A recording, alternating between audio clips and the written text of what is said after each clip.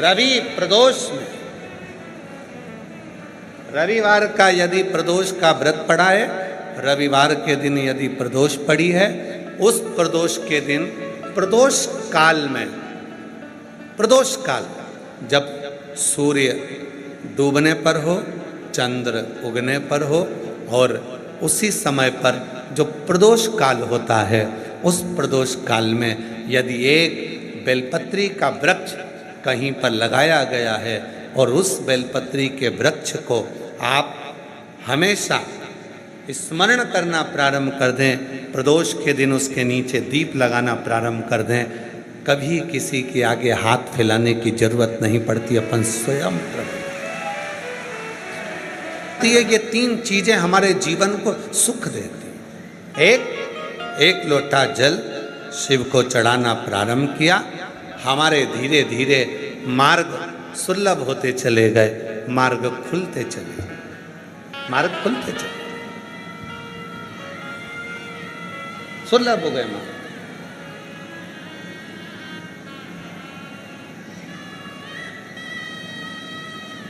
दूसरे नंबर का, शिव पर चढ़ा हुआ जल जब शरीर में रोग आ गया, बीमारी आ गई, कष्ट आ गया, मिटेगा कैसे? डॉक्टर का इलाज करवाओ, क्योंकि डॉक्टर शिव का एक रूप होते हैं। डॉक्टर जांच करने का बोले जांच करवाओ, क्योंकि डॉक्टर शंकर का एक रूप है। डॉक्टर जैसा बोले वैसा करो, पर साथ में एक लोटा जल चढ़ाकर उसका आचमन करना प्रारंभ कर दो।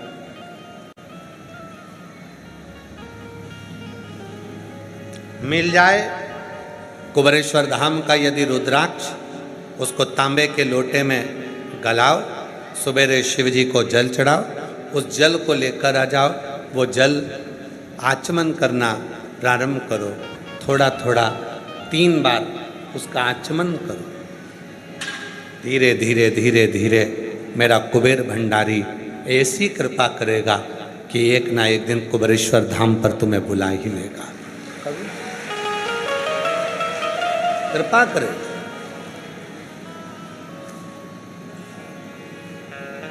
मछुआरे ने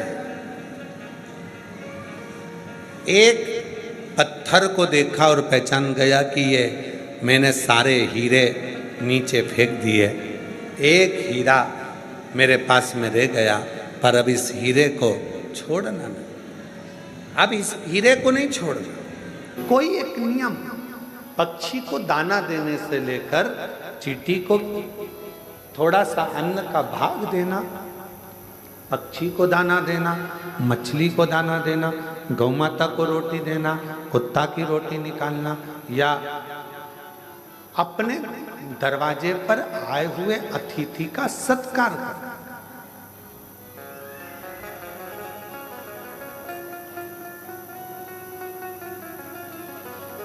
आप लोगों ने एक शब्द सुना होगा, अतिथि देवो भव।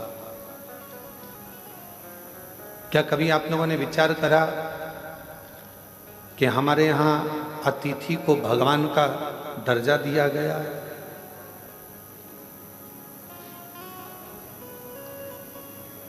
क्यों दिया गया? लिंग पुराण की एक कथा आती है, और लिंग पुराण की कथा में कहा गया कि अतिथि देवो भव। एक सुदर्शन नाम के मुनि हुए, ग्रस्त थे,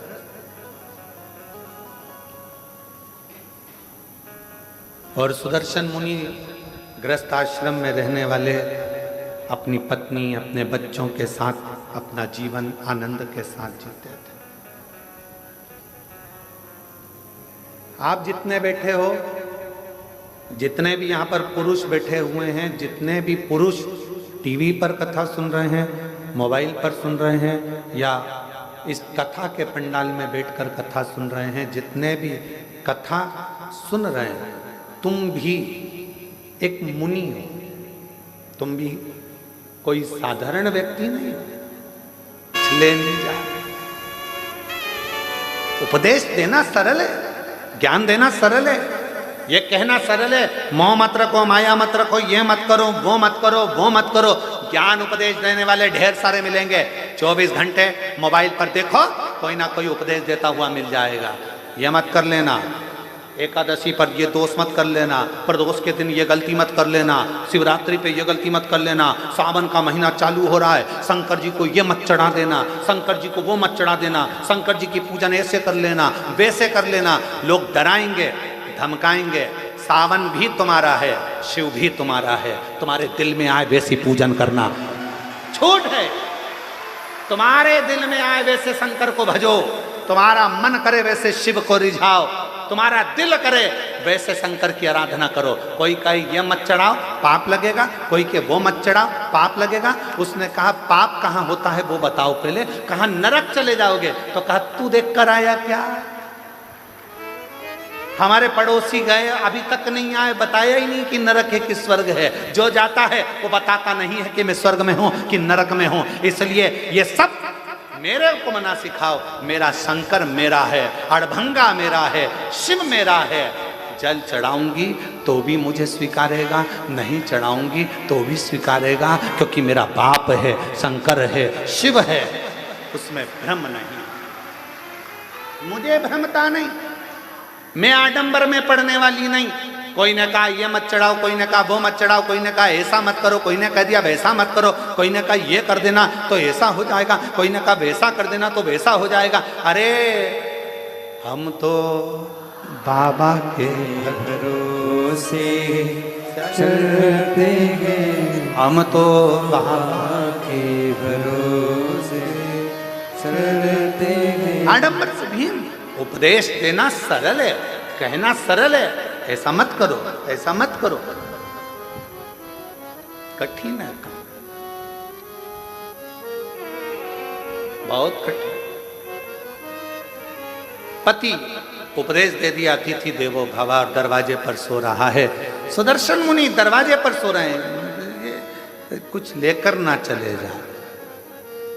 दूसरे दिन सुबह धर्म पत्नी के नेत्र खुले, पति के चरणों को प्रणाम करा, दरवाजा बजाया, अतिथि देवो महादेवो, अतिथि देवो महादेवो, दरवाजा बजाया। शंकर भगवान जो रूप में थे दरवाजा खोला, खोलकर जो पत्नी ने दर्शन किया, ये कोई दरिद्र भिक्षुक नहीं है, ये तो मेरा देव अधिदेव महादेव है।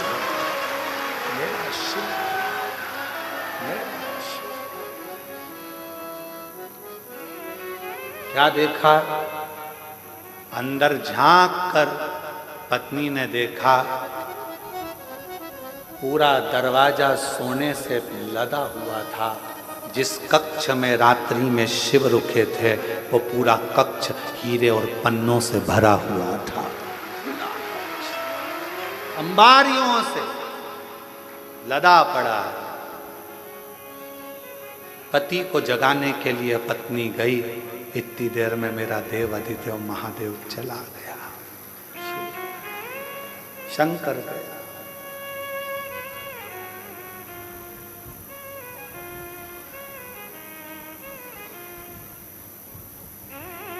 पत्नी ने पति के चरण पकड़ लिए। आपने कहा था अतिथि की सेवा करना, शंकर का दर्शन हो जाएगा। आपके बराबर दुनिया में कोई गुरु नहीं मिलेगा। आपके कहने पर मैंने अतिथि की सेवा करी और वास्तव में मुझे शिव का दर्शन हो गया, शिव का दर्शन। मुझे शंकर भगवान का दर्शन हो गया। ये कृपा नहीं तो क्या है, क्या है?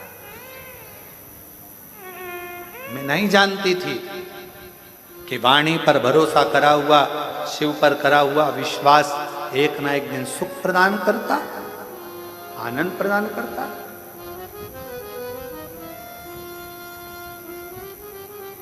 और देख लिया संसार हमने, देख लिया सब मतलब के यार हमने, देख लिया झूठे नाते झूठे रिश्ते, झूठे नाते झूठे रिश्ते, अरे झूठा है संसार संसार हमने देख लिया, सब मतलब के यार हमने देख लिया।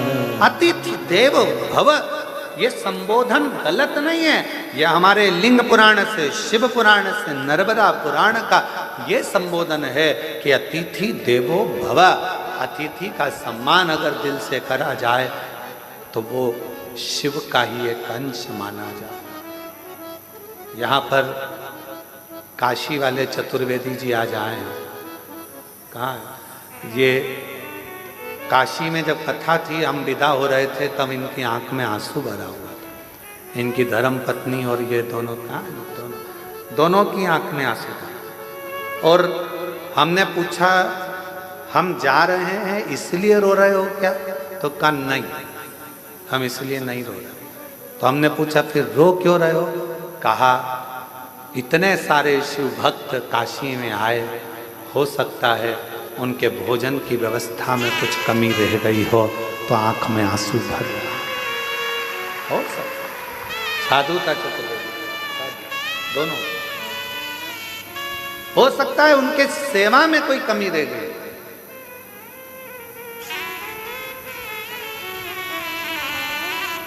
उनकी सेवा में कोई कमी हो।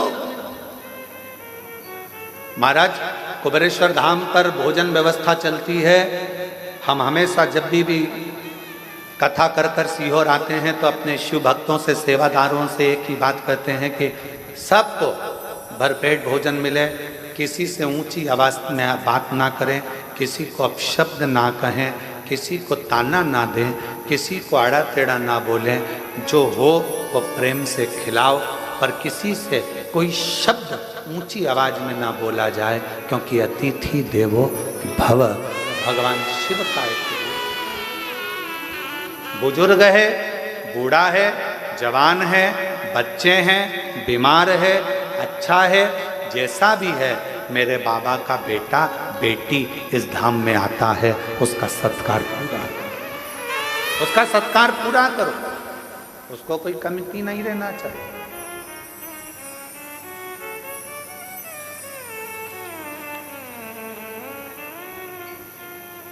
उसको कोई कमती नहीं रहना चाहिए।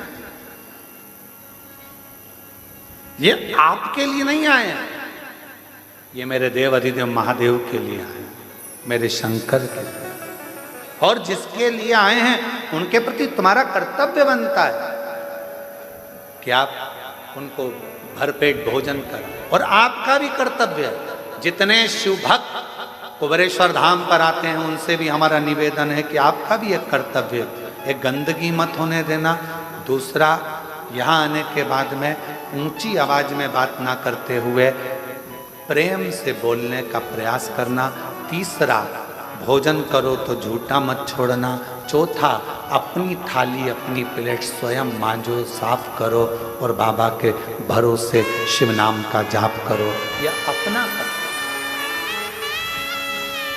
नियत, नीति और नियम, ये तीन हमारे जीवन में श्रेष्ठता प्रदान करते हैं। अगर आपकी नियत सही है तो आपको दुनिया में कोई पीछे नहीं हटा सकता, आप बढ़ते चले जाओ।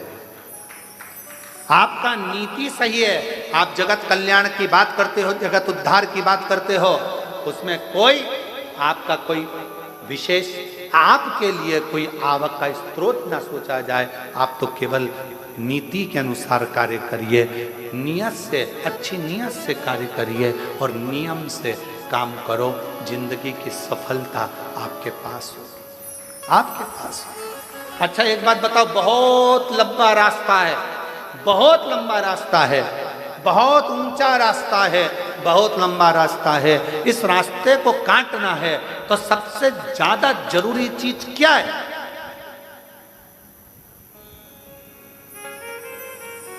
सबसे ज्यादा जरूरी चीज क्या है? रास्ते को काटना है। रास्ता लंबा है, मंजिल दूर है, ऊंचाइयां बहुत है, तो इस रास्ते को काटने के लिए सबसे जरूरी चीज क्या है?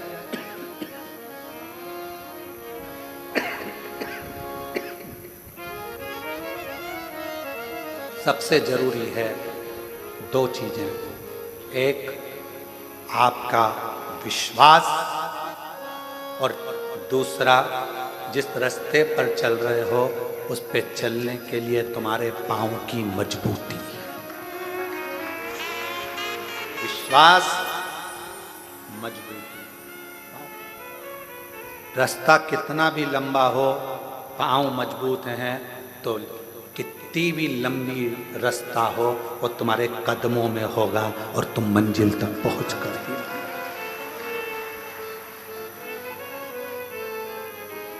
कितना भी लंबा रास्ता हो, कितनी भी लंबी मंजिल बहुत दूर क्यों ना है, मंजिल रास्ता कदमों में होता है अगर विश्वास प्रबल होता है, भरोसा प्रबल होता है। मेरे भगवान शंकर माता सती के भी गुरु हैं और मेरे भगवान शंकर माता पार्वती के भी गुरु हैं। अब गुरु का एक बहुत बड़ा फर्ज है,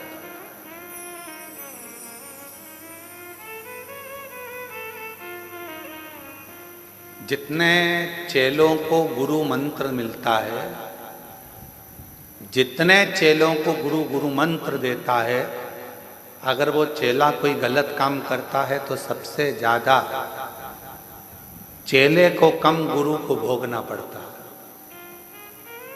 किसको भोगना पड़ता है? गुरु को, क्योंकि उसने मंत्र दिया है, उसने जन्म दिया है दूसरा। इसलिए गुरु दीक्षा देने वाला गुरु अपने शिष्य को पहले परखता है। क्यों साहब, कितने साल कथा सुनी, कहाँ कहाँ सुनी, किस किस पंडाल में सुनी, सेवा करी, कथा सुनने के लिए गए थे? हाँ, हम बैठे थे पंडाल में, कथा सुनी। मैं 4 साल से टीवी पर सुन रही हूँ। गुरु देख लेता है, ये जो शंकर की भजन, ये मेरे से गुरु मंत्र लेने नहीं, शिव का मंत्र लेने के लिए आई है, शिव का मंत्र लेने के लिए आया है। अगर इसने कथा में दिल लगा लिया, इसने पूरा भरोसा यदि शंकर पर कर लिया, तो इसने अगर गुरु मंत्र ले लिया तो एक दिन ये शंकर के चरणों में जरूर पहुंचेगा। सती ने भी शिव को गुरु माना है और पार्वती जी ने भी शिव को गुरु माना। अब इनके विकार, इनके भीतर जो विकार उत्पन्न हो जाए, मालूम पड़े इनके भीतर थोड़ा क्रोध आ जाए, इनके भीतर थोड़ी अहंता आ जाए, इनके भीतर थोड़ी अभिमत्ता, कितना माता सती के मन में आ गया था ना, मैं दक्ष प्रजापति की बेटी सती,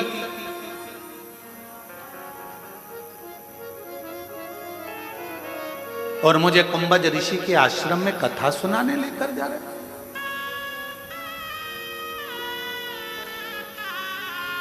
विवाह के बाद तो लोगों को कहां जाना चाहिए और लोग कहां जा रहे हैं? आप कहां लेकर जा रहे हो मेरे को?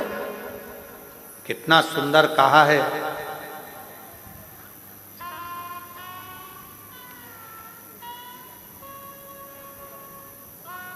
विवाह करने के बाद भी अगर तुम्हारी बुद्धि में ये बैठ जाए कि हमें गुरु के दरवाजे जाना है, कुबेरेश्वर धाम जाना है, भगवान के मंदिर जाना है, उसके बाद फिर कहीं जाने की सोचेंगे, तो समझ लेना कि तुम्हारे बहू और बेटा दोनों सार्थक हैं। साधु का एक स्वभाव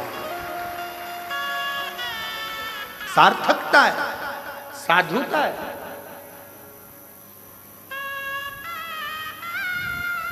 जैसे कहाँ जा रहे हैं? कहाँ? हम उज्जैन जा रहे हैं। कहाँ जा रहे हैं? हम ओमकारेश्वर जा रहे हैं। अच्छा, मतलब मध्य प्रदेश आने वाले हो? हाँ। और तुम्हारे मन में आ गया, अरे भैया मैंने सुना है मध्य प्रदेश में सीहोर जिला है, सीहोर जिले में, सीहोर के पास में 11 किलोमीटर दूर पर, रेलवे स्टेशन से 11 किलोमीटर दूरी पर कुबेरेश्वर बाबा का धाम है, जहाँ का कंकर शंकर के रूप में पूजाता है। मेरा मन है मैं थोड़ी देर वहाँ भी दर्शन कर जाऊं। ये तुम्हारे भीतर की एक आनंदता, ये तुम्हारे भीतर की एक श्रेष्ठता है कि तुम्हारे अंदर ये उत्साह उत्पन्न हो रहा है कि मैं कुबेरेश्वर धाम जाऊं, कंकर शंकर की भूमि पर जाऊं, शिव धाम जाऊं। और यहां मिलना कुछ नहीं। आप सोचो कि कई लोग कहते हैं हम वृंदावन जा रहे हैं, वृंदावन में बिहारी जी के भी दर्शन होंगे, रंगनाथ जी के भी दर्शन होंगे, यहाँ भी होंगे, वहाँ भी होंगे, बाबा का गोवर्धननाथ जी बाबा की परिक्रमा भी होगी, यमुना जी का स्नान भी होगा। कोई कहे हम अवध जा रहे हैं, वहाँ पर माँ सरयू जी का दर्शन होगा, स्नान होगा, पूजन होगा, राम जी का दर्शन होगा, कनक बिहारी जी का दर्शन होगा, ये होगा। कोई कहे हम काशी जा रहे हैं, वहाँ पर विश्वनाथ जी का दर्शन होगा, काल भैरव का दर्शन होगा, महामृत्युंजय भगवान का दर्शन होगा, नर्मदेश्वर भगवान का दर्शन होगा, ओंकार बाबा का दर्शन होगा। सबके मन में भाव, पर अलग से अगर आपके मन में यह भाव उत्पन्न हो रहा है कि हमें कुबेरेश्वर धाम जाना है, तो वहां आसपास में कुछ भी नहीं मिलेगा, मिलेगा तो केवल रोड से भी दूर ये बस्तियां जो तुम अब देखते हो ना, होटलें बनी हैं, दुकानें बनी है, या दुकानें, यहाँ कुछ भी नहीं था, कुछ भी नहीं। और पूछना ये गांव के लोगों से, यहाँ के गांव के आसपास के लोगों से, कुछ भी नहीं था। मां रोड से यहाँ गौशाला तक आने के लिए लोगों को किसी का इंतजार करना पड़ता था कि कोई आएगा तो उसकी गाड़ी के पीछे गाड़ी ले लेंगे, या फिर कोई आएगा तो उसके साथ में बात करते करते चले जाएंगे। इतना लोगों के अंदर भय रहता।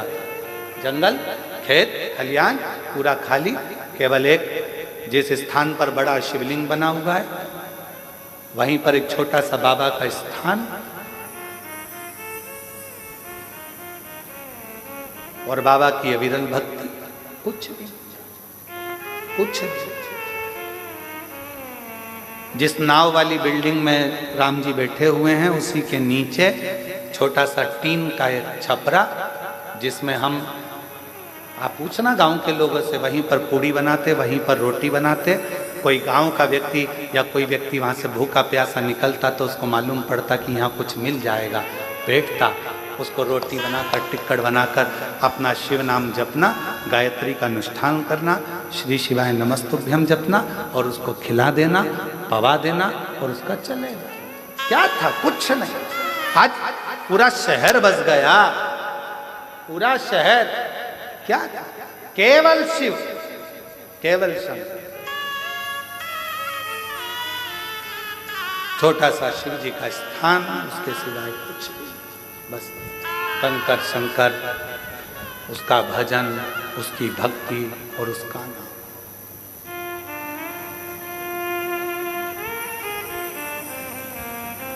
कई लोग कहते हैं गुरुजी आपने वृंदावन नहीं चुना, कल हमारे चतुर्वेदी कह रहे थे कि वृंदावन नहीं चुना, अयोध्या नहीं चुना, उज्जैन नहीं चुना, आपको यही जगह चुनी जहां पर बिल्कुल एकांत अलग साइड में। हमने कहा हम नहीं चुनते, उसने हमको सीहोर के लिए चुना तो जगह भी तो वही चुनेगा।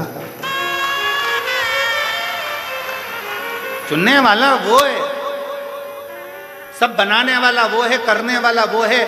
आप और हम तो केवल एक निमित्त मात्र हैं, केवल निमित्त। शरीर मिलाए, अच्छा कर्म करिए, शरीर चला जाएगा।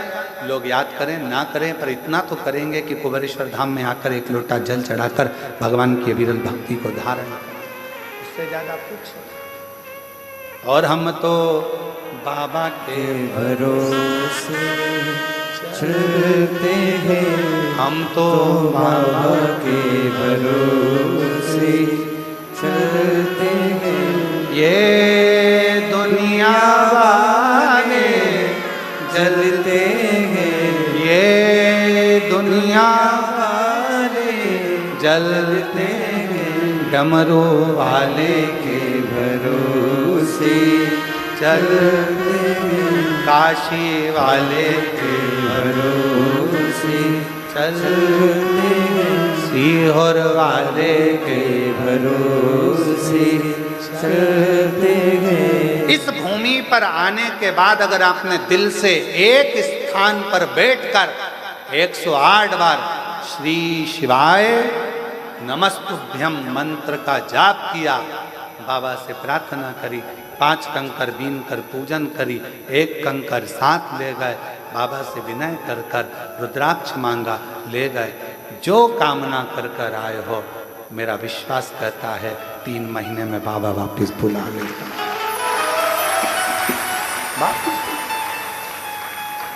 इन जजमानों में कई जजमान ऐसे बैठे हैं जो हर साल जजमान बन रहे हैं, प्रति वर्ष।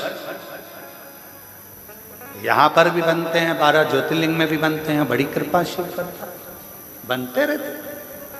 आए दिन समिति को रोकना पड़ता है इन लोगों को। वो एक माता बैठी है महाराष्ट्र वाली, तो ये इनको अब की बार समिति ने मना किया, नहीं नहीं अभी हमारे जजमान बहुत सारे हो गए तुम्हारे, ये हर बार बन जाती है, हर बार आएंगी और तुरंत करेंगे अगला नाम लिख के रखो, अगला नाम लिख के रखो। एक वो बैठे होंगे मुंबई वाले, कहाँ है बैठे, गए कि हैं, हाँ ये बैठे, ये हर साल नाम लिखा कर चले जाते, अगला फिर लिख दो हमारा, फिर लिख दो हमारा, फिर लिख दो। ये ऐसे कई, ये अम्बाला बीटा वाले बैठे हुए हैं, कई लोग बैठे हैं, ढेर, फिर लिखवा देंगे, फिर लिखवा देंगे। समिति को मना करना पड़ता है, नहीं नहीं अभी रुको, अगली कथा में बनना, अभी दूसरे को मौका मिलने दो, फिर अगले को मिलने दो। क्या देता है बाबा? सियोर वाला महाराज कुछ नहीं देता, कुछ भी नहीं, केवल एक ही काम करता है सियोर वाला महाराज, तो कहता है कि सारी समस्या का हल एक लोटा जल और श्री शिवाय नमस्तु।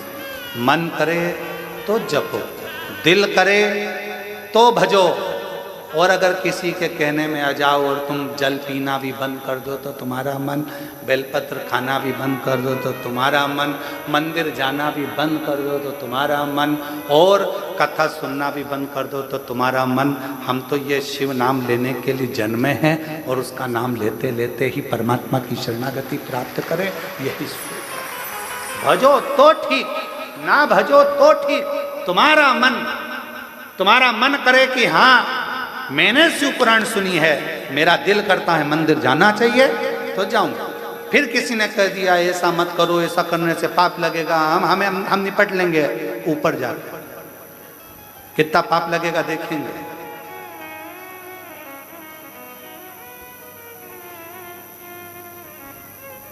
शायद भारत की भूमि पर जितना विरोध किसी पुराण का नहीं हुआ होगा, उतना विरोध शिव महापुराण का हुआ है। जो मिलता है केवल शिव पुराण का, ये ऐसा बोल दिया, वैसा बोल दिया, ये गलत कर दिया, वो गलत कर दिया। अरे कुछ भी गलत करा, उसका नाम तो पशुपति नाथ है। एक कुत्ता भी जाकर अगर उसे चाट लेता है तो अगला जन्म नहीं पाता है, उसको पशुपति नाथ कहते हैं। एकांत में शंकर जी का ओटला, शंकर जी का मंदिर खाली पड़ा है, उस खाली पड़े मंदिर में कोई नहीं जाता तो कौन पहुंच गया? कुत्ता। कौन पहुंच गया? गाय। कौन पहुंच गया? पशु पक्षी जानवर जीव सांप बिच्छू सब उस मंदिर के अंदर होंगे, शंकर जी से चिपके रहेंगे, शिवलिंग से चिपके रहेंगे। चीटा शिवलिंग के पास, चीटी शिवलिंग के पास। किसी मंदिर की बड़ी बड़ी मूर्तियों का दर्शन करिए, बड़े बड़े इष्ट भगवान का दर्शन करिए, किसी मंदिर में तुम्हें चीटा चीटी नजर नहीं आएंगे, पर शंकर जी के पास सब चिपके रहेंगे। फूल में इल्ली, वो भी शंकर जी से चिपकी, वो भी चिपकी, और ऐसे चिपकी ऐसा लग रहा है जैसे पूछो मती कि इतने प्रेम से कैसे चिपकी। समझो, जब पशु पक्षी जानवर जलचर थलचर वायुचर ये सब शिव के करीब में है, क्यों? क्योंकि उसका नाम विश्वनाथ है। वो सारे विश्व के वासियों को, चाहे जो भी जीव है, उसको अपना बना लेता है। लोग कहते हैं पाप लगेगा, शिव महापुराण की कथा कहती है भगवान का जल पीने से पाप नहीं। शिव पुराण की कथा कहती है अगर कोई शंकर जी का प्रसाद लेकर जा रहा है, उसका मात्र दूर से खड़े होकर भी दर्शन कर लिया जाता है, तो फिर उसके परिवार की 71 पीढ़ियां बैकुंठ चली जाती है, भोगना नहीं पड़ता है। यह शिव पुराण में लिखा है। विद्येश्वर संहिता के अंदर शिव महापुराण में लिखा कि शिव जी के प्रसाद का मात्र दर्शन करने से भी 71 पीढ़ियां तर जाती है, 71 पीढ़ियां। तो फिर शिव तत्व क्या, उसको समझे तो। शिव माता पार्वती जी ने शंकर को अपना गुरु माना, और गुरु का फर्ज है विकारों को हर लेना, कष्टों को हर लेना, तकलीफों को हर लेना।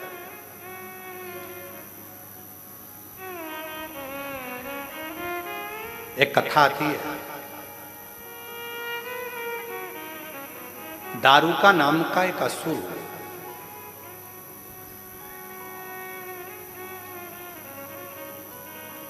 आज कथा में भजन नहीं हुआ, भजन थोड़ी देर से लेते हैं, अब कथा चालू हुई है तो थोड़ा विचार। एक दारुका नाम का असुर, ठीक है, नींद तो नहीं आ रही है ना? हाँ ठीक है, दोनों हाथ उठाकर एक बार हर हर, ठीक है। एक दारुका नाम का असुर, उसने ब्रह्मा जी का तप करा और ब्रह्मा जी से तप कर कर उसने मांगा कि मेरे प्राण नहीं छूटा। अच्छा, जितने भी असुर थे ना, ये सोचते थे कि मैं मरूंगा, पर मरना तो पड़ता था।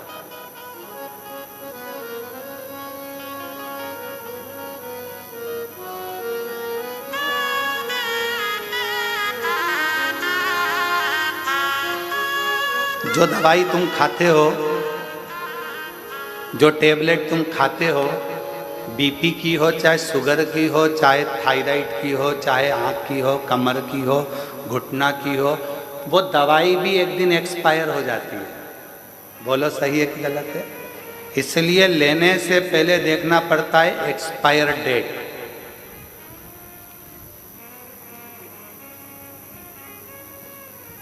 हमारे कुबेरेश्वर धाम में कई लोग आते हैं कि साहब हमको बिस्कुट बंटवाना है, कोई कहता है साहब हमको पानी बंटवाना है, कोई कहता है साहब हमको ये चीज़ बंटवाना है। हम कहते हैं बंटवाने से पहले तुम जो बिस्कुट भेजोगे उसकी तारीख का फोटो खींचकर भेजो, उसकी एक्सपायर तारीख कब की है, तो हम धाम पे से बंटने देंगे।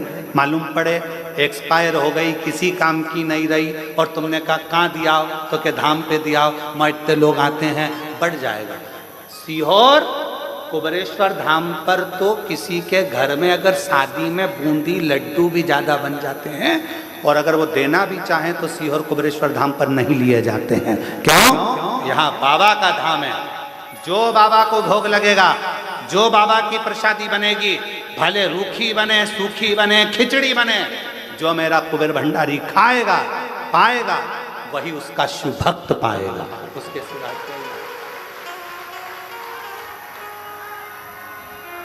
कुबेर भंडारी जो पाएगा वो पाएगा। तो हमारे यहाँ पहले एक्सपायर तारीख देखी जाती है। लाओ जरा बिस्कुट का पुड़ा लाओ, देखो उसमें तारीख क्या लिखी है। हमारे यहाँ विनय छोटे भाई वो पूरी एक्सपायर पहले देखें, लाओ जरा बिस्कुट लाओ, फिर एक्सपायर की तारीख निकालेगा। एक्सपायर ये खोखा बेकार हो गया, इसको भट्टी में डाल दो, चूल्हे में डाल दो, सब्जी बन रही है चूल्हे के अंदर डाल, ये किसी काम का। दवाई एक्सपायर हो जाती है, एक दिन तुम्हें जीवित रखने वाली दवाई भी एक्सपायर हो जाती है। शिव महापुराण की कथा कहती है दवाई एक्सपायर हो उससे पहले उसको खा लो, और तुम एक्सपायर हो उससे पहले शिव नाम गा लो, इससे बढ़कर सुख नहीं। भजन करो, स्मरण करो, कीर्तन करो। एक दारुका नाम का असुर, एक दारुक था, एक दारुका था। दारुका नाम का असुर ब्रह्मा जी से वर मांगा, मैं मरूं ना, मेरे प्राण ना छूटे, मेरे प्राण ना छूटे, मैं मरूं ना। ब्रह्मा जी ने कहा ये तो नहीं हो सकता, देखो भाई मरना तो पड़ेगा, और मेरे जीजा जी और मेरी जीजी जी, मेरी जीजी और मेरे जीजाओं, मेरी बेटियों बेटाओं, मेरी माताओं, मेरे भाई, मेरी बहन, मेरे बांधव, ध्यान रखना शरीर मनुष्य का मिला है। कहते हैं इस मानव शरीर को पाने के लिए तो देवता भी तरसते हैं, और इतना अच्छा कीमती शरीर मिला है। इस कीमती शरीर में खूब मेहनत करो, और खूब मेहनत के साथ में, परिश्रम के साथ में, विश्वास रखकर शिव की आराधना करो। एक ना एक दिन भगवान तुम्हें मंजिल तक पहुंचा देगा। कीमती है मानव देह, और मानव देह अनमोल रे, माटी में ना रोल रे। अब तो मिला है फिर ना मिलेगा, कभी नहीं कभी नहीं कभी नहीं रे। मनुष्य जन्म अनमोल रे, माटी में ना मोल रे। अब तो मिला है फिर ना मिलेगा, कभी नहीं कभी नहीं कभी नहीं। ये मानव का शरीर मिला, बड़ा कीमती है। इसको समझो।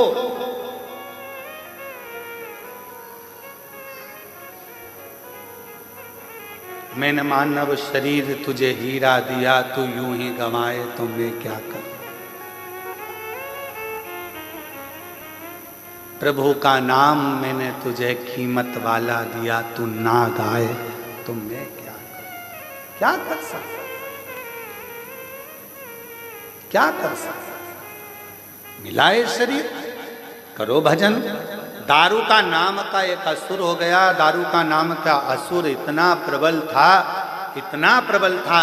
ब्रह्मा जी से वर मांगा कि मैं मरूं ना। ब्रह्मा जी ने कहा मरना तो पड़ेगा तेरे को, निश्चित है, कुछ और मांग ले। उसने कहा तो फिर मुझे वर दे दो कि मैं मरूं तो पुरुष से नहीं मरूं, स्त्री से मरूं, एक स्त्री से। अच्छा, असुरों में भी ज्ञान नहीं होता था, ऐसी बात मांगते स्त्री से मरूं। अब उसको कौन समझाए, पुरुष से ज्यादा भारी पड़ती है, कौन समझाए। ये जब अपनी वाली पे आ जाए जुड़ब मान के, बोल तोरी जरा,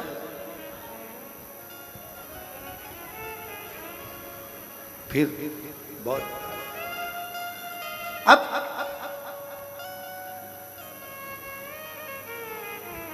दारू का कह रहा है कि मैं स्त्री से मरूंगा।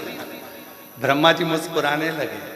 ब्रह्मा जी को मालूम था तू हल्के में ले रहा है, हल्के में। एक माता जानकी जी, माता जानकी जी, एक माँ जानकी जी लंका में गई।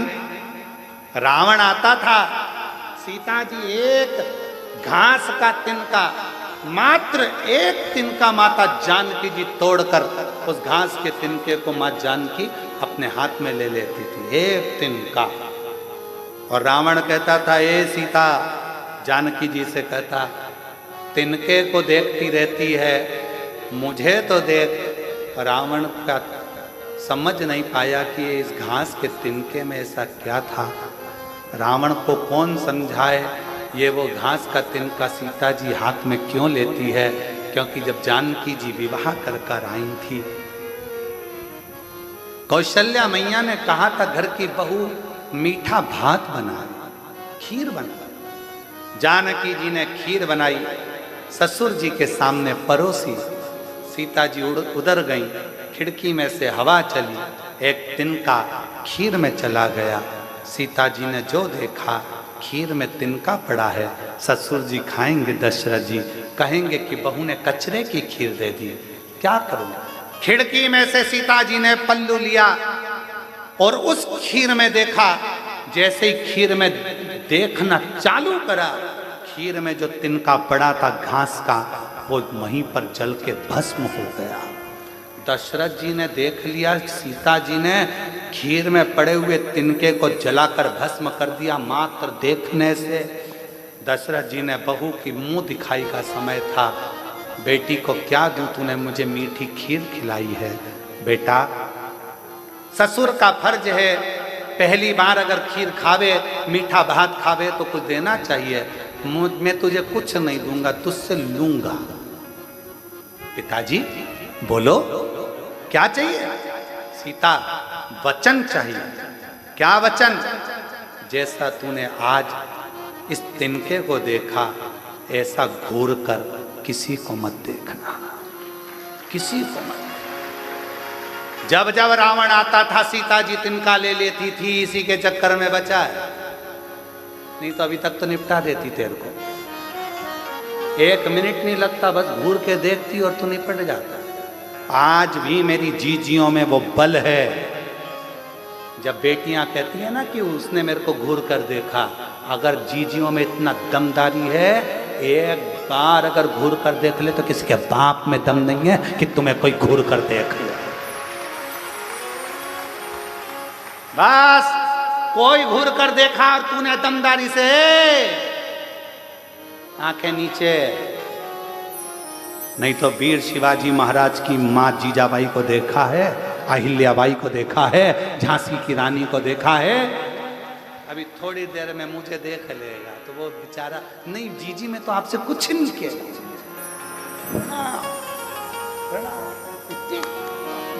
नेत्र में इतना बल है, देखो कथा।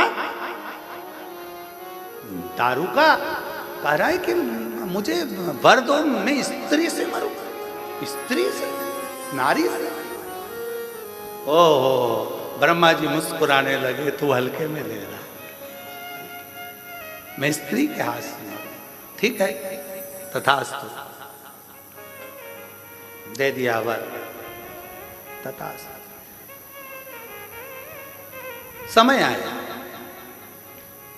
बहुत उत्पात मचाया दारूका ने, इतना उत्पात मचाया कि देवता घबरा कर शिव जी के पास आ गए। और भगवान शंकर तो समाधि में लीन थे। पुकारना, कर्पूर गौरम करुणावतारम संसार सारम भुजगेन्द्रहारम। ओम नमः शिवाय, ओम नमः शिवाय, नमः शिवाय, ओम नमः शिवाय। कर्पूर गौरम करुणावतारम संसार सारम भुजगेन्द्रहारम। नमः शिवाय, ओम नमः शिवाय, नमः शिवाय, ओम नमः शिवाय। नमः शिवाय, ओम नमः शिवाय, नमः शिवाय, ओम नमः शिवाय। कर्पूर गौरम करुणावतारम संसार सारम भुजगेन्द्रहारम। नमः शिवाय, ओम नमः शिवाय, नमः शिवाय, ओम नमः शिवाय। जो शिव जी की आराधना करी, बाबा नेत्र खोल कर पूछे क्या बात है, क्या हो गया, क्या चाहते हो? देवता कहने लगे कि वो दारूका नाम का असुर परेशान कर रहा है और उसको मारने के लिए स्त्री चाहिए, नारी ही मार सकती है, बस इतनी सी बात। हाँ,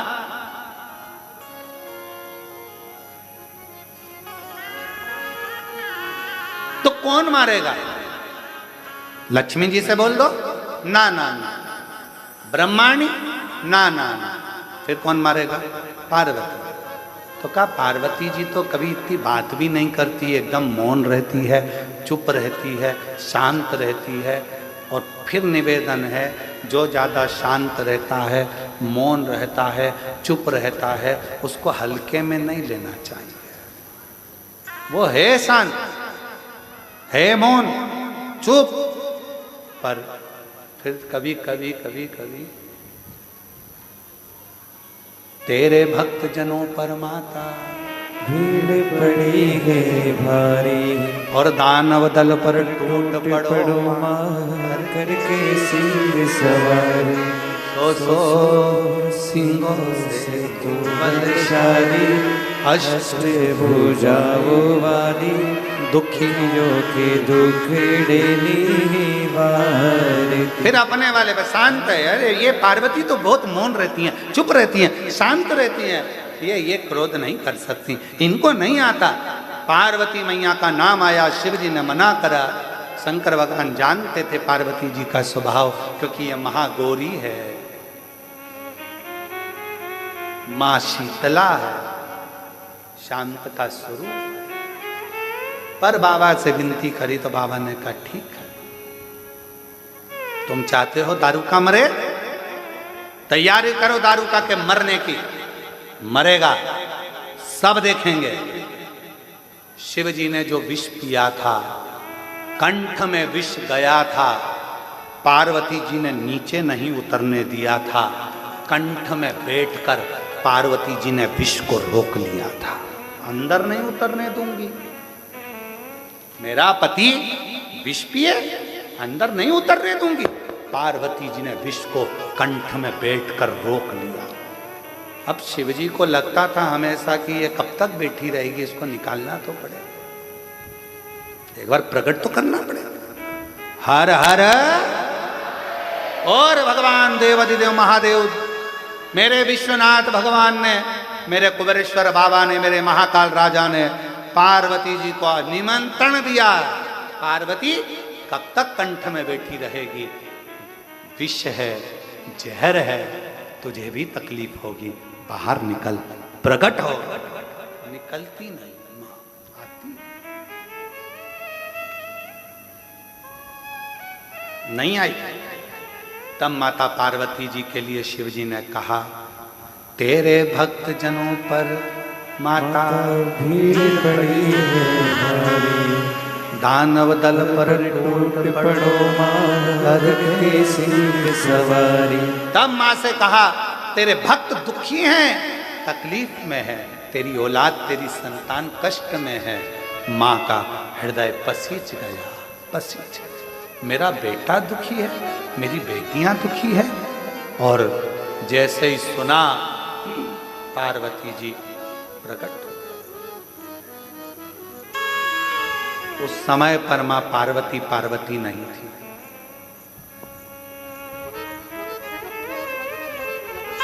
पार्वती माता नहीं थी। विष का तपन पार्वती जी के शरीर में समा गया था। उनका शरीर नीला पड़ गया था, पूरा काला दिखने लगा था, भयंकर आंखें हो गई थी, बाल खुल चुके थे, शरीर पूरा काला। जैसे ही प्रकट हुई, शिवजी के मुख से निकल गया काली, कालका, महाकाली। जो देखा, भयंकर रूप देखकर भगवान देवाधिदेव महादेव भी थकित रह गए, बैठे थे खड़े हो गए। कालका का रूप, काली का रूप। पार्वती जी ने कालका बनकर, काली बनकर पूछा, बोलो विश्वनाथ, इसका संहार करना है। काली चली। एक दारू का है, राक्षस, असुर है, परेशान, सबको कर रखा, मार दे। कालका गई। एक तो विष की तपन, ऊपर से शिव की शक्ति, तीसरा शिवजी ने कह दिया काली, हमेशा कहते थे गोरी, आज कह दिया काली।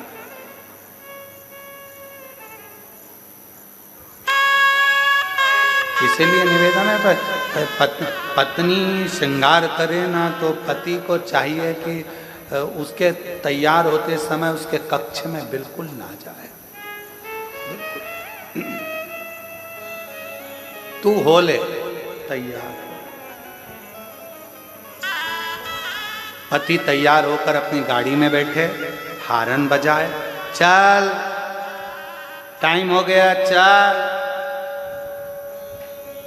चल। और ज्यादा भी हारन मत बजाए, बना तुझे मंदिर का घंटा समझ के बजा दे।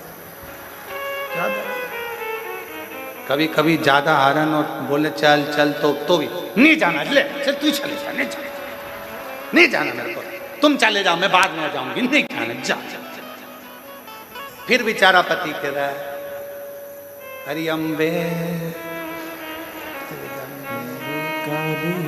अरे तू चल, मैं तुझे नहीं, अब तो मुझे तुम्हारे साथ नहीं जाना, नहीं जाना। बुलाया ऑटो, बैठ गई ऑटो में और चली गई, नहीं जाना तेरे साथ, जा, बहुत जल्दी है ना तुमको। अब बेचारा पति पहुंचा शादी में, ये भी पहुंच गई शादी में, और पति मुस्कुरा कर बात कर रहा था और देवी उसको आंखें फाड़।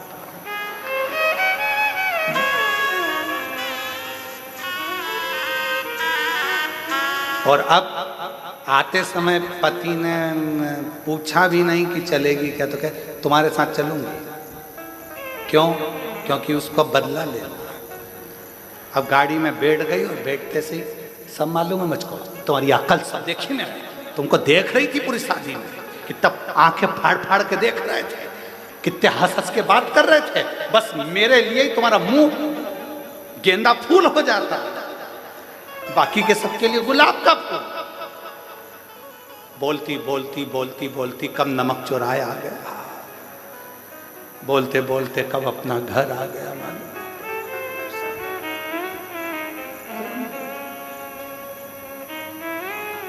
एक तो असुर का संहार, विष के कारण प्रागट, दूसरा शिव ने कह दिया काली, टूट पड़ी भवानी और गई, दारुका का संहार कर कर आ गई। मार तो दिया असुर दारुका को, पर क्रोध शांत नहीं होता। देवता अपना अपना धाम छोड़कर भाग गए, सब अपना अपना धाम छोड़कर गए। कहां कौन संभालेगा? शिवजी ने देखा ब्रह्मा जी घबरा रहे हैं, भगवान विष्णु घबरा रहे हैं, माता का क्रोध तीव्र है, क्रोध कौन संभालेगा? शंकर भगवान ने सोचा अब क्या करूं। तब शिवजी के स्मरण में आया, माँ सबसे ज्यादा प्रेम अपने बच्चे से करती है, अगर कोई बच्चे का रूप सामने आ जाएगा तो इसका क्रोध शांत हो जाएगा।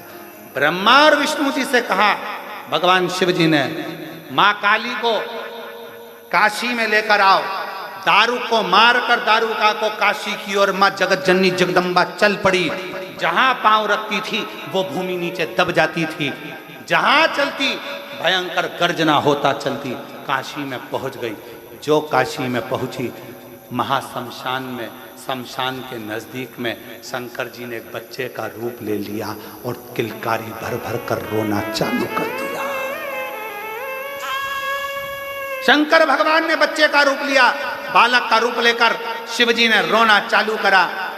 लिंग पुराण का 106 नंबर का अध्याय कहता है, भगवान शंकर किलकारी भरकर रो रहे थे, रो रहे हैं। मेरे शिव छोटे से बच्चे का रूप धरकर रोने लगे। पार्वती मैया जैसे ही काशी में भ्रमण करती, शमशान में पहुंची, पांव रखते से ही बच्चे का और दृष्टि गई, और जो मां काली ने बच्चे को देखा, चीख कर आवाज लगाई, किस नारी की संतान है यह बालक, रो रहा है, कोई आता नहीं है। मां का वात्सल्यता झलक गया, बच्चे को गोदी में उठाया, भूखा लगता है, मां ने अपने स्तनों का पान कराना प्रारंभ कर दिया। जैसे ही माता ने स्तनों का पान कराया, शिवजी ने माता के क्रोध को दूध के रूप में खींच लिया, और शंकर भगवान ने दूध के रूप में जैसे ही क्रोध को खींचा, वो क्रोध खींचते से ही शंकर भगवान के 52 खंड हो गए। वो रुद्र के, भगवान शंकर के जैसे ही क्रोध को खींचा, खींचते से ही उस क्रोध को, उस काल को खींचते से ही 12 खंड हो गए। ऐसे 12 खंड, 12 भैरव, 52 खंड हो गए। वो 52 भैरव के रूप में आज भी काशी में विराजमान है। शिव जी ने पार्वती माता के क्रोध को दूध के रूप में खींच लिया था, क्षेत्र की रक्षा करने के लिए। इसलिए क्रोध शिव जी के रूप में प्रकट हो गया, क्षेत्रपाल काल भैरव के रूप में। शिव शिव है। शंकर भगवान को माता पार्वती ने गुरु तत्व में लिया है, तो गुरु अपने शिष्य का क्रोध भी खींचता है, गुरु अपने शिष्य का दुख भी खींचता है। गुरु कहता नहीं है कि मैं तुम्हारे को क्या करूंगा क्या ना करूंगा, बस गुरु के सामने जाकर खड़े हो जाओ, हाथ जोड़ विनय कर लिया, प्रणाम कर लिया, गुरु की दृष्टि पड़ गई, बहुत है। बोलना भी नहीं कि मेरे को तकलीफ है, बस देख लिया उसने। देखता ही जब है जब दुख को मिटाना होता, नहीं तो देखता ही नहीं है गुरु, किसी को देखेगा ही नहीं। कथा का चतुर्थ दिवस रहेगा, कल प्रदोष भी है, और कथा की जो शिवरात्रि अपन मनाते हैं, कल कथा की शिवरात्रि भी रहेगी, क्योंकि परसों कथा विराम होगी। पर परसों की जो कथा है वो इसी टाइम पर होगी, सुबह उसका टाइम नहीं रखा है, क्योंकि गुरु पूर्णिमा की कथा है, इसलिए पूरे पूरे टाइम पर यही निश्चित समय पर 1 से 4 ही चलेगी। और 10 तारीख को शिव गुरु दीक्षा का जो उत्सव है वो मनाया जाएगा। गुरु पूर्णिमा के दिन जो प्रवचन का समय रहेगा वो दोपहर में 1 बजे से ही है ना, 1 से 2:30 तक, 1 बजे से 2:30 बजे तक गुरु पूर्णिमा पर प्रवचन का समय रहेगा। उसमें आप और हम भगवान शंकर को किस रूप में गुरु पूर्णिमा पर अपन शिव को गुरु बनाएं, वो कथा को 10 तारीख गुरु पूर्णिमा व्यास पूर्णिमा के अवसर पर 1 बजे से 2:30 बजे तक श्रवण करेंगे। 6 अगस्त को बाबा की प्रदोष की कावड़ भराएगी। आप सबको हमारी ओर से निमंत्रण है।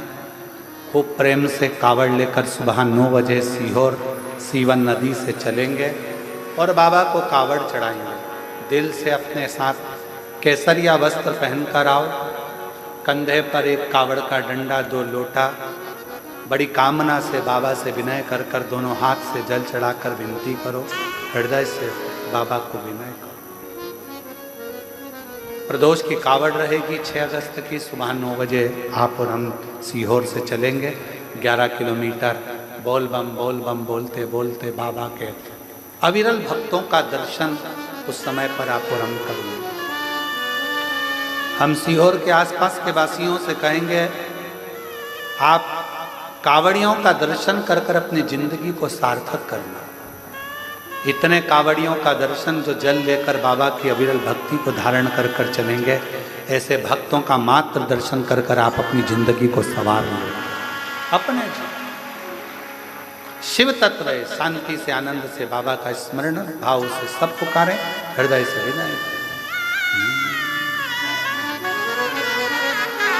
श्री शिवाय नमस्तुभ्यं, श्री शिवाय नमस्तुभ्यं, श्री शिवाय नमस्तुभ्यं, श्री शिवाय नमस्तुभ्यं, श्री शिवाय नमस्तुभ्यं। भोला सब दुख काटो ओ सब दुख काटो। शिव शंकर जपो तेरी माला, भोले बाबा जपो तेरी माला, भोला सब दुख काटो ओ भोला सब दुख काटो। देश है मंगल मंगलकारी, देश है मंगल मंगलकारी। शमशान वासी हमारा, शमशान वासी हमारा, ओ भोला सब दुख काटो ओ भोला सब दुख काटो।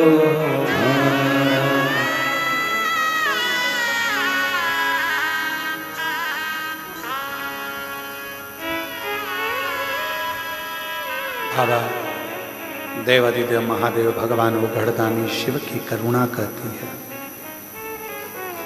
नियम नीति और नियत श्रेष्ठ हो तो जीवन श्रेष्ठ होता है। दारुका का संहार कर कर माँ अम्बा जगदम्बा काली भद्र काली 52 भैरवों का प्रागट्य की कथा करें शिव महापुराण। आगे वर्णन आया,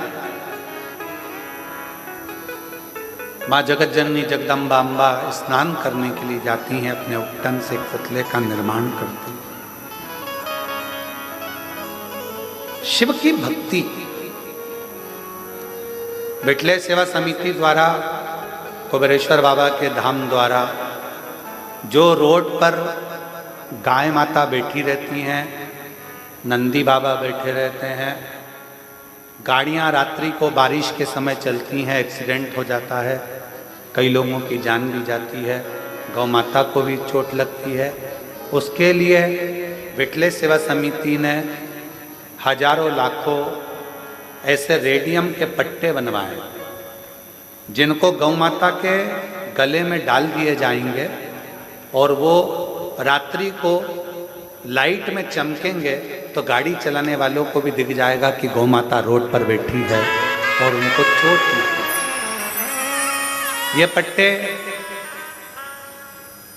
जो भी गौ सेवक हैं, जो कुबेरेश्वर धाम से, ये सब निःशुल्क बाबा के गौ माता के गले में पहनाने के लिए दिए जाएंगे।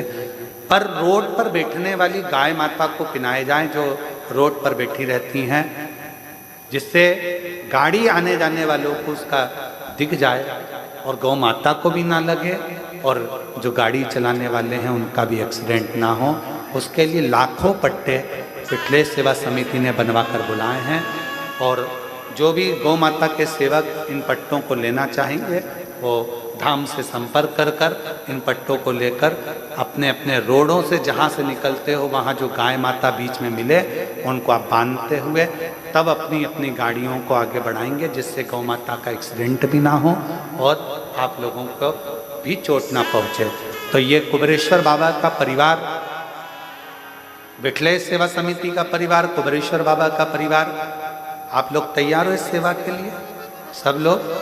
तो ये गुरु पूर्णिमा अवसर के इस अवसर पर लाखों जो पट्टे बनवाए गए हैं उनको जो शिव भक्त यहाँ से गाड़ियाँ ले लेकर जाएंगे उनके बीच में जो गाड़ी में पट्टे ऐसे ही मत पटक लेना ले जाके, नहीं तो वो पड़ा रहेगा, कोई काम का नहीं रहेगा। बनवाए समिति ने और मालूम पड़े वो ऐसे ही रह जाए। बीच में चलते हुए आपको गाय दिखे उसको पट्टा बांध दो जिससे वो रात्रि के समय पर चमके तो उसका एक्सीडेंट ना हो, तकलीफ ना हो। ऐसी विटले सेवा समिति कुबेरेश्वर धाम से प्रयास किया गया है लाखों गौ माता के लिए। हर हर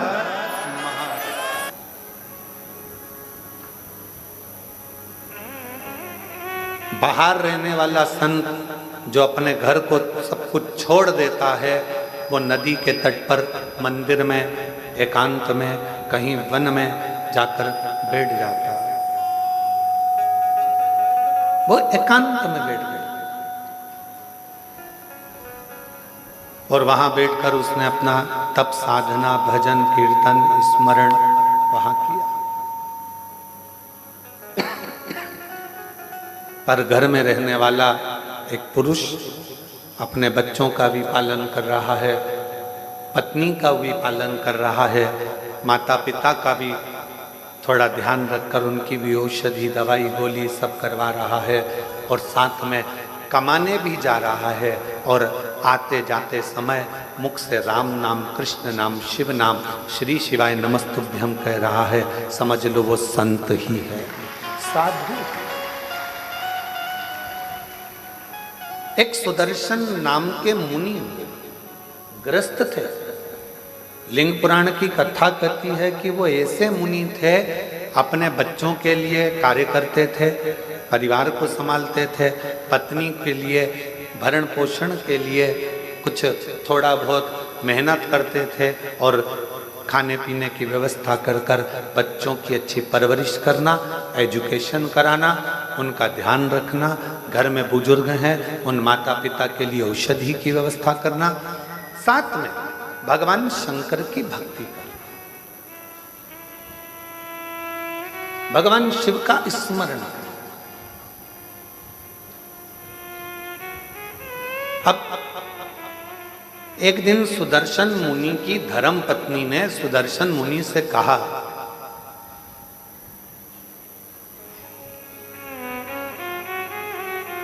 कि मैं बच्चों में व्यस्त रहती हूँ, बच्चों की परवरिश में व्यस्त रहती हूँ, मैं भगवान के मंदिर नहीं जा पाती हूँ, भगवान का भजन नहीं कर पाती हूँ, कोई सरल सा तरीका बता दो जिससे मुझे शिव मिल जाए, शंकर भगवान का दर्शन हो जाए, इसका कोई सरल तरीका मुझे बताओ। अब तीनों चीजें जुड़ रही हैं यहां। नियत भी ठीक है सुदर्शन मुनि की पत्नी की, नीति भी ठीक है कि मुझे किसी का बुरा नहीं करना है, मैं सत्मार्ग पर चलूं, और नियम अपने पति से पूछ रही है कोई ऐसा बता दो कि मुझे मेरे शंकर भगवान का दर्शन हो, ऐसा नियम बता।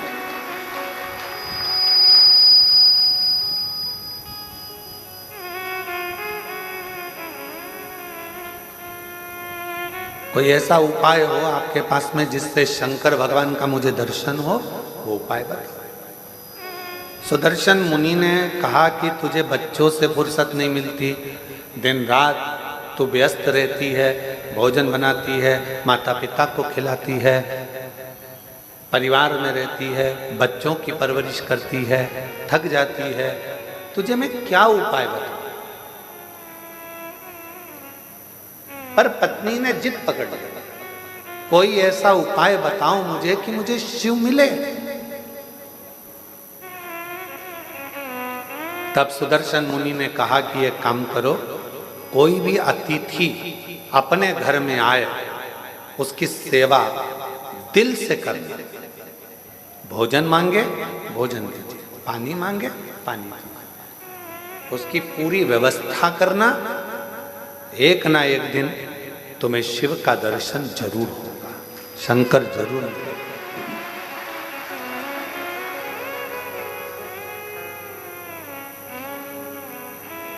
मेरे बच्चे,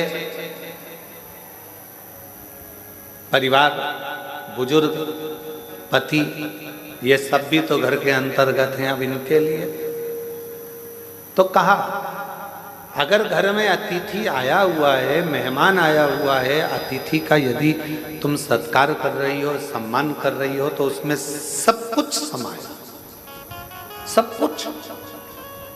माता पिता भी उसमें समाहित हैं, बच्चे भी उसमें समाहित हैं, सर्वस्वता उसमें समाहित है। आप सेवा करो, ठीक है। अब सुदर्शन मुनि की पत्नी ने ऐसा नियम बना दिया।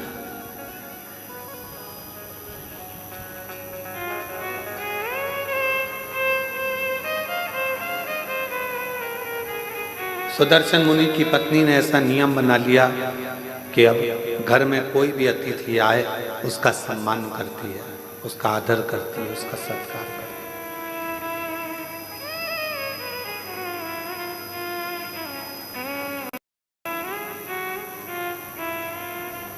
और समय निकलता गया, निकलता गया, निकलता गया। आज शंकर भगवान ने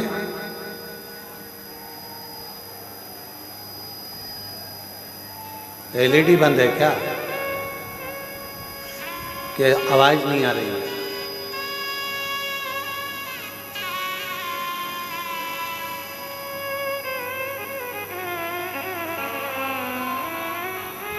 शंकर भगवान ने परीक्षा ली।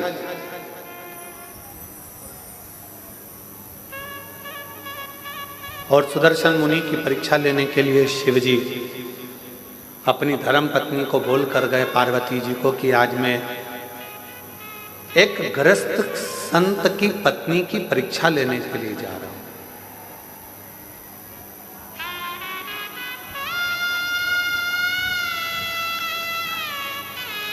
एक जन को भेजिए ना, थोड़ा सा मालूम कर लेगा।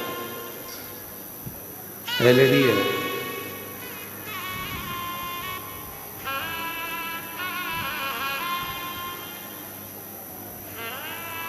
आज मैं जाकर एक गृहस्थ मुनि की, एक गृहस्थ संत की पत्नी की परीक्षा लेकर आ गया। और भगवान शंकर जाने लगे तो पार्वती जी ने उनको रोका। आप जा तो रहे हो, बहुत भोले हो, मैं जानती हूं कि तुम जाओगे और अगर उसने तुम्हारी सेवा करी, परीक्षा में पास हो गई, तो तुम कुछ ऐसा वैसा देकर मत आ जाना।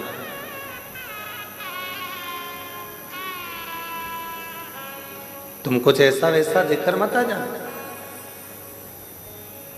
तुम जा तो रहे हो, मना नहीं है, पर थोड़ी सावधानी रखना। जिस पत्नी का पति बहुत भोला होता है ना, पत्नी अगर मायके भी लेकर जाती है तो साथ लेकर जाती है, शादी में भी जाती है तो साथ जाती है। जिस पत्नी का पति बहुत भोला होता है तो पत्नी को उससे भय लगा रहता है कि ये कहीं कुछ बोल ना दे, ये कुछ कहीं दे ना दे, ये कुछ प्रदान ना कर दे, ये कुछ ऐसा ना कर दे। उसके सोचना पड़ता है, उसे बहुत सोचना, बहुत।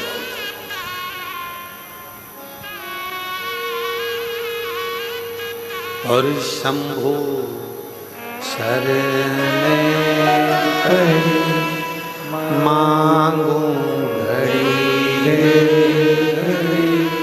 दुख काटो, दया करी न दर्शन हो। शंभु शरण मांगू घड़ी रे घड़ी दुख काटो, दया करी दर्शन आपो। अब पार्वती जी को चिंता लगी कि तुम भोले स्वभाव के हो, तुम्हारा नाम ही भोला, तुम भोले स्वभाव के हो, तुम्हारा नाम ही भोला है। कहीं तुम उनकी परीक्षा में पास होकर कुछ ऐसा वैसा देकर मत आ जाना जैसा तुमने भस्मासुर को दिया था। एक कंगन भस्मासुर ने तुमसे मांग लिया था और तुमने अपने हाथ का कंगन निकाल कर उसको दे दिया था और कहा कि इसको पहन ले, जिस पे हाथ रखेगा वो भस्म हो जाएगा, और वो तुम्हारे ही पीछे पड़ गए। प्रैक्टिकल तुम पर कर रहा था।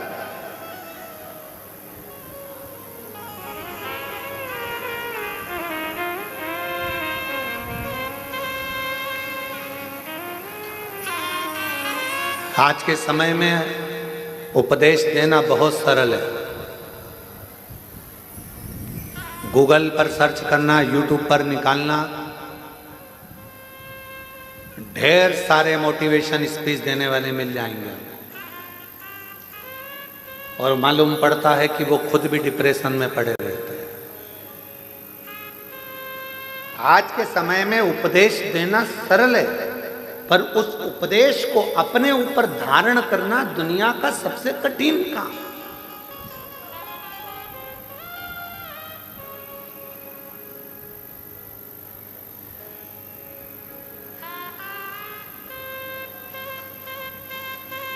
एक तरफ ये कह देना कि मोह में मत पड़ो, माया में मत पड़ो, प्रपंच में मत पड़ो, संसार के बंधनों से दूर रहो।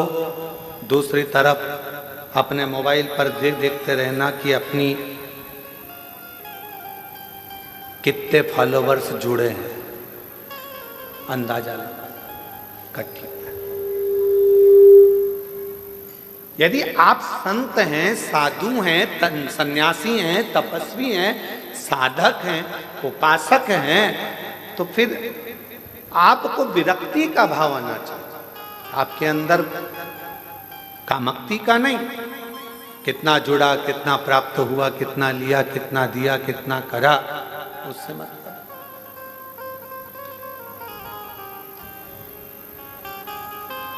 और आप सबको आज बड़ी प्रसन्नता होती होगी देखकर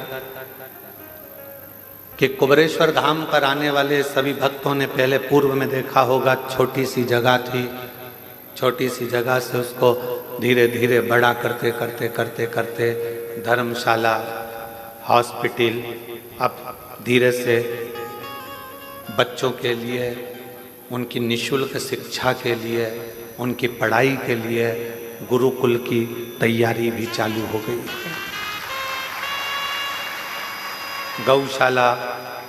गौशाला के बाद में पास में नंदीशाला की, जो गाय के बछड़े होते हैं, बैल, उनको लोग काटने के लिए भेज देते हैं, तो उन बैलों की रक्षा के लिए नंदीशाला की व्यवस्था।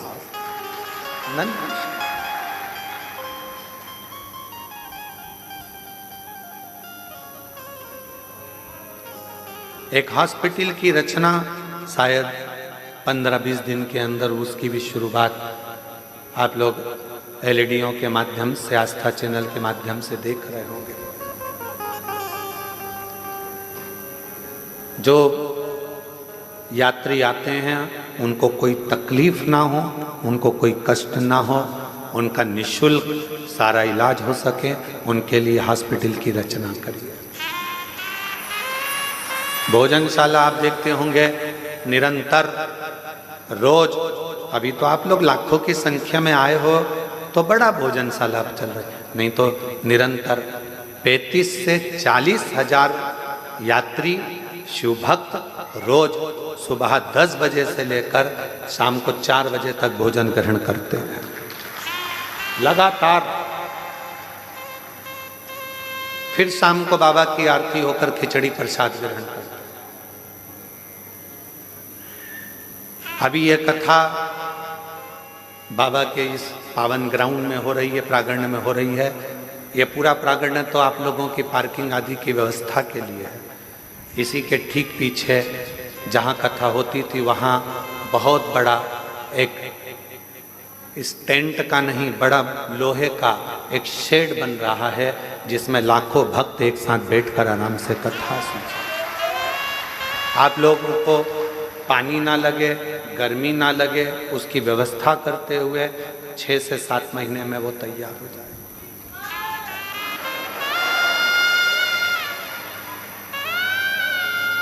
होम्योपैथिक औषधि केंद्र, आयुर्वेदिक औषधि केंद्र और सारी व्यवस्था कुबेरेश्वर धाम पर आप लोगों को निःशुल्क मिल सके, उसकी पूरी तैयारी यहाँ करी जाए। पूर्ण व्यवस्था।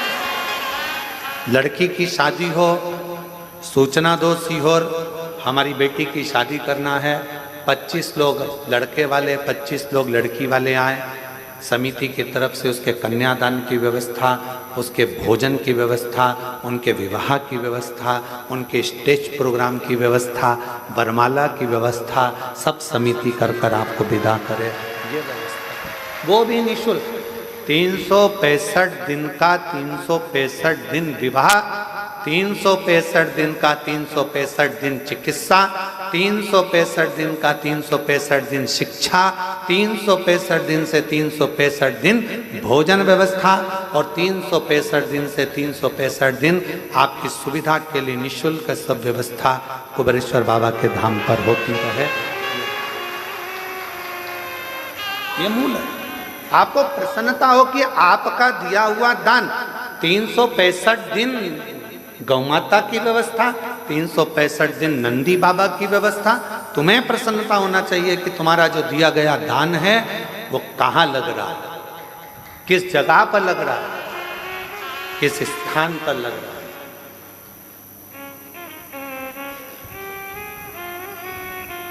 और तो और जो बच्चे पढ़ने में होशियार हैं और फीस जमा नहीं कर पाते तो उनके फीस की व्यवस्था भी विठलेश सेवा समिति पूरे भारत में कर रही है। केवल मध्य प्रदेश नहीं, पूरा भारत।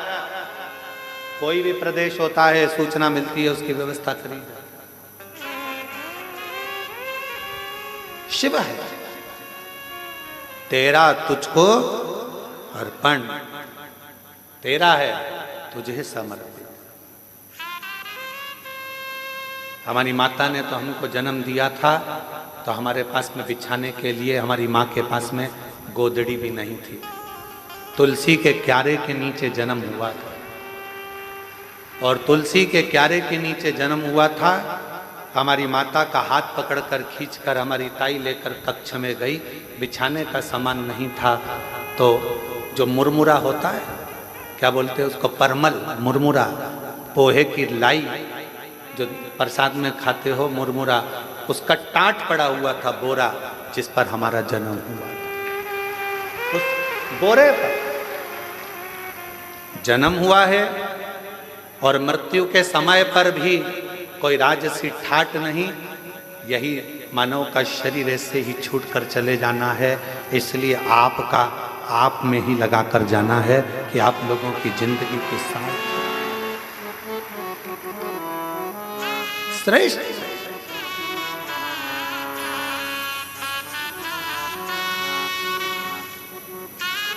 चलाने को विठले सेवा समिति तो रेलवे स्टेशन से कुबेरेश्वर धाम तक बसें भी निःशुल्क चला देते, पर गरीब ऑटो वालों का पेट कैसे भराएगा, उनका भोजन कैसे रह पाएगा, उसका ध्यान रखा, उनका भरण पोषण कैसे हो। स्टेशन पर ट्रेन आए, जब यहाँ से गाड़ियाँ भेज दी जाए, बसें भेज दिया जाए, चालू हो जाए, परंतु उनका पेट कैसे भरा, 2 रोटी उनको भी मिले, उसका स्मरण रखा।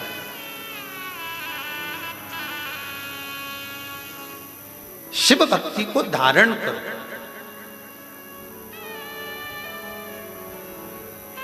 नियत अच्छी रखना, नीति अच्छी रखना और नियम अच्छे रखना।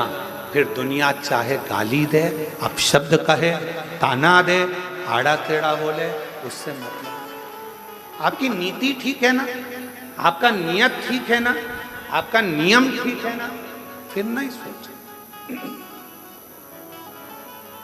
फिर बिल्कुल विचार नहीं करना अपना।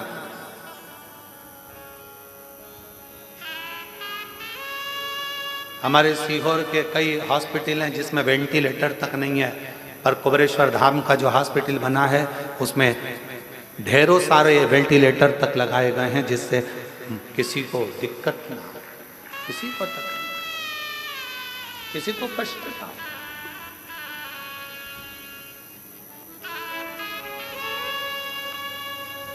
शिव शिव है, ओगड़दानी ओगड़दानी शंभु है, शंकर।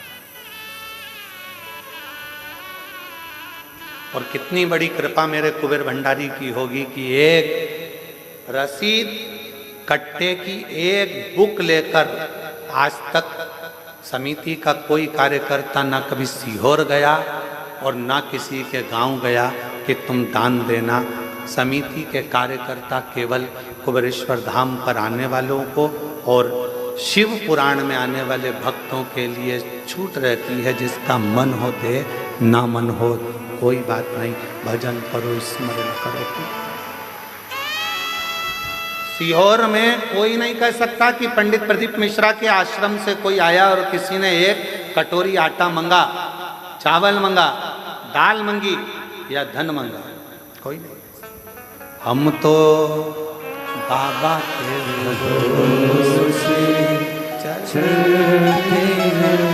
जब वो पाठ कर रहे हैं, सुबह 8:30-9 बजे पाठ चल रहा है और हमारे ललित महाराज आकर कहते हैं कि दूध की जगह छाछ डल गया, कैन भरकर 100 लीटर छाछ डल चुकी है खीर में, उसमें दूध नहीं था, छाछ थी, अब क्या होगा। तो जब वो छाछ को दूध कर सकता है तो वो दुनिया का सारा भंडार भी भर सकता है। ये हम उसके आश्रित होकर चलते। कल का जब प्रसंग देखा, वहां जाकर जब केवल बाबा का भाव देखा तो आंख से जल बह रहा था कि तू कितनी करुणा करता है, कितनी कृपा करता है। कब तू दूध का छाछ कर देता है, छाछ का दूध कर देता है, पता ही नहीं पड़ता। ये तेरी कृपा। नहीं तो 2 दिन पहले छाछ तो आज की कड़ी के लिए आई थी, आज जो कड़ी बनना थी छाछ उसके लिए थी, और मालूम पड़ा वो खीर में पड़ गई। और तेरी कृपा का क्या है भरोसा, कब किस पर हो जाए, जरा सी हम पर कर दो, जरा सी हम पर कर दो। जिस पर भी हो गई तेरी करुणा कृपा, भव पार हुआ, भव पार हुआ। पापी हो चाहे जितना, उसका भी बाबा उद्धार हुआ, उद्धार हुआ। गिद्ध अजामिल गणिका जैसे तेरे मन को भा, जरा सी हम पर कर दो, जरा सी हम पर कर दो।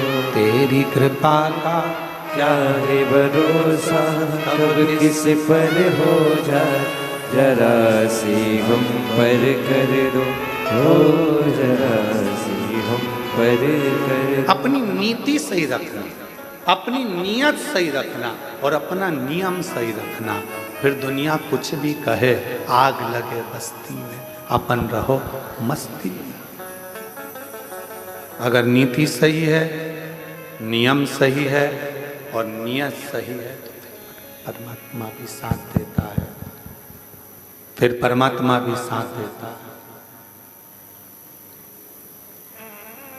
सुदर्शन मुनि की धर्म पत्नी ने कहा कि मैं मुझे नियम तो नियम भेजा, अतिथि देवो, अतिथि का सत्कार शिव मिलेगा इसमें, क्यों नहीं? आप कोई भी एक नियम तो पकड़ो, शंकर भगवान को मिलने में देरी नहीं लगेगी। आप पकड़ो एक नियम, ठीक है, अतिथि सत्कार का नियम पकड़ा, और अतिथि सत्कार का नियम जो पकड़ा, ऐसे नियम में डूब गई कि शंकर भगवान परीक्षा लेने चले तो पार्वती जी ने कहा कि तुम भोले हो, दे मत आना कुछ।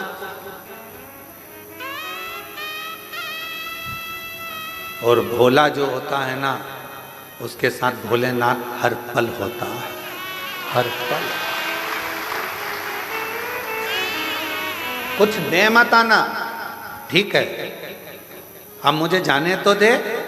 पत्नी ने, माता पार्वती ने प्रसन्न चित्त से अपने पति को भेजा। एक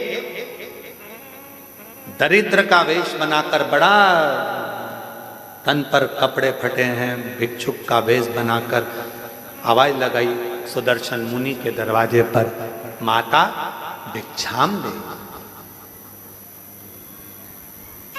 भूख लगी, कुछ भाग मिले मुझे तो अच्छा है। सुदर्शन मुनि की पत्नी ने दरवाजा खोला। बाबा क्या बात है, भूख लग रही है?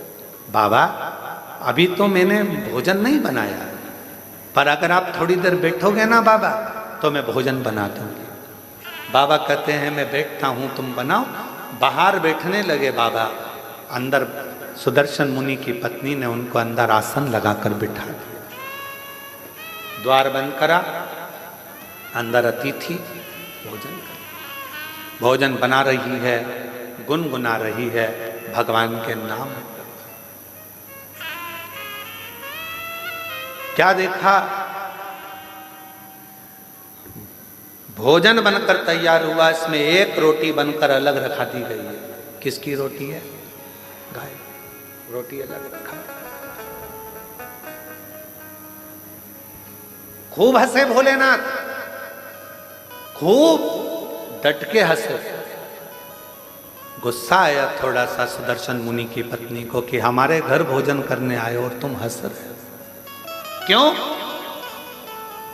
सुदर्शन मुनि के दरवाजे पर बैठे हुए अतिथि के रूप में भोलेनाथ ने कहा कि धन्य है देवी, आप धन्य हैं।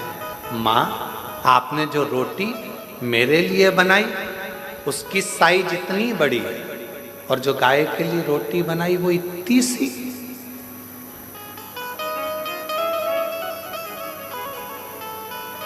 होना तो ये चाहिए, मैं 2 पांव से चलता हूं, गाय 4 पांव से चलती है।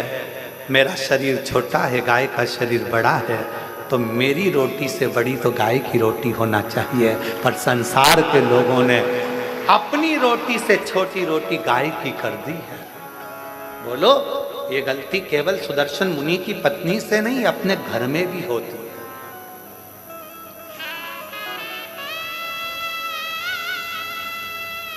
छोटी सी रोटी बना के डाल दी, गाय की है।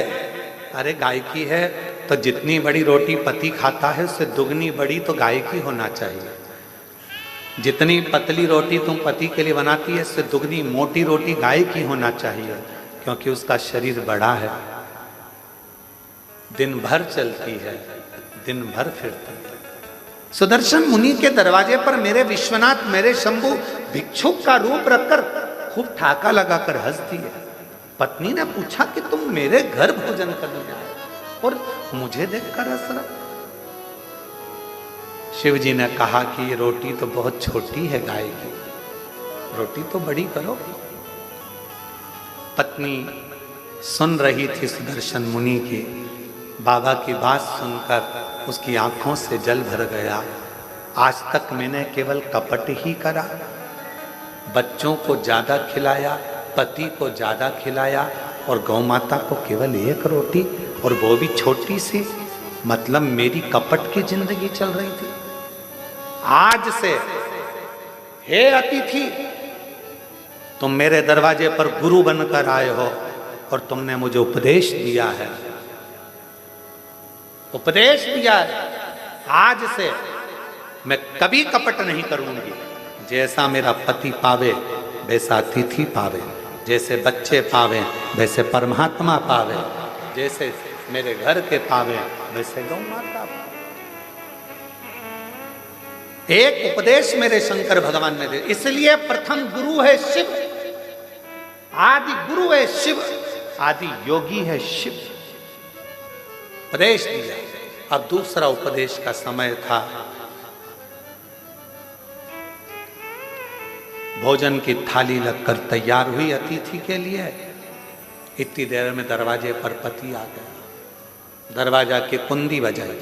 सुदर्शन मुनि, द्वार खोलो, दरवाजा खोलो। पत्नी अंदर से आवाज लगा दी, कौन है?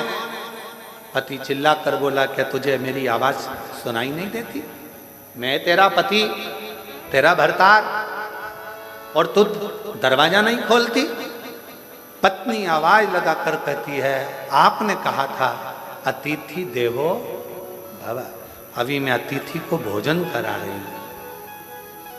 पागल हो गई है, मूर्ख हो गई है।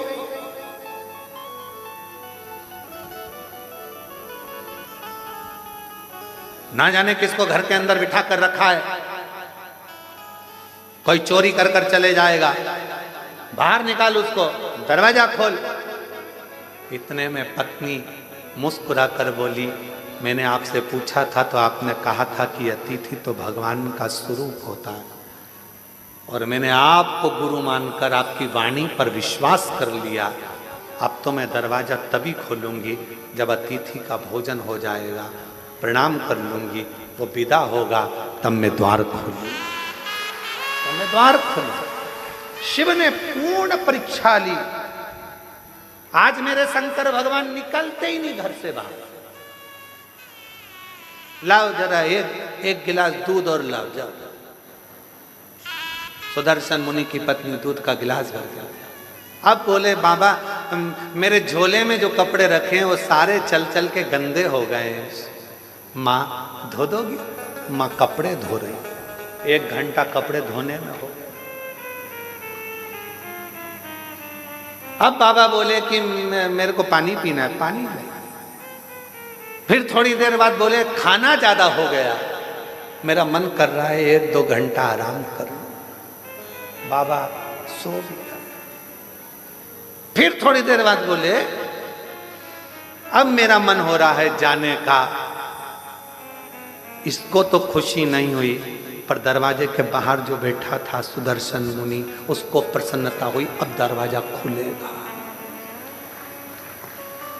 जिस गुरु ने उपदेश दिया था वही डिप्रेशन में पड़ा था, टेंशन, अब द्वार खुलेगा।